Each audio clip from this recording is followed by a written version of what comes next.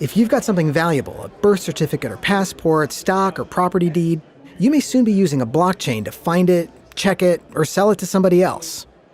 You can think of a blockchain or a distributed ledger as a golden record of the truth.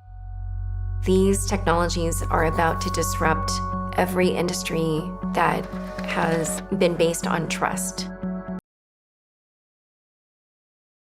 Technology affects all aspects of life.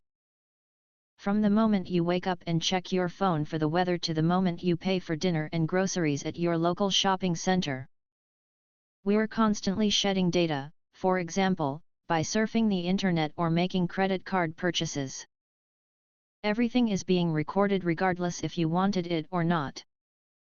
For many Americans, the only real risk they face from having their information exposed would be embarrassment or inconvenience. But for others, like survivors of abuse, the risks could be substantial. And who can say what practices or relationships any given individual might want to keep private, to withhold from friends, family, employers, or the government? We're told that any information that we share is protected and will not be accessed by anyone unless told to.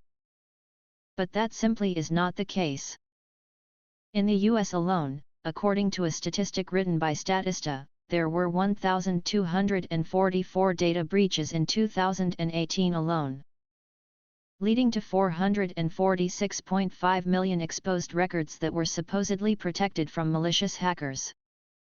So, it's safe to say that our data is at the mercy of those apps, platforms, and soon to be other companies that require information from us. With access to great amounts of data comes the responsibility to use it ethically. So, if we wind up in a society where there is a single computer record for every single thing in the society and those records are kept in perfect order, that might work quite well in a modern liberal society like Switzerland. The problem is, if something goes wrong, welcome to your authoritarian superstate.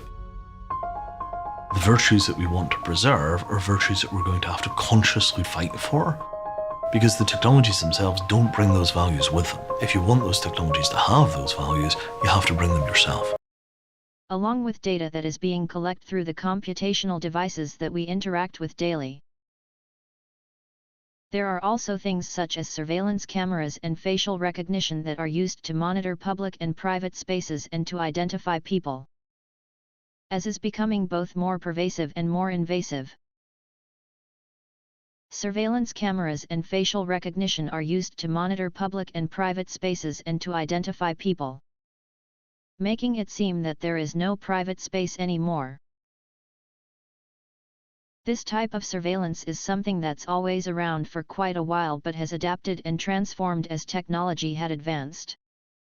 Here's one quote that comes from the reading we did on panopticism, the major effect of the panopticon: to induce in the inmate a state of conscious and permanent visibility that assures the automatic functioning of power.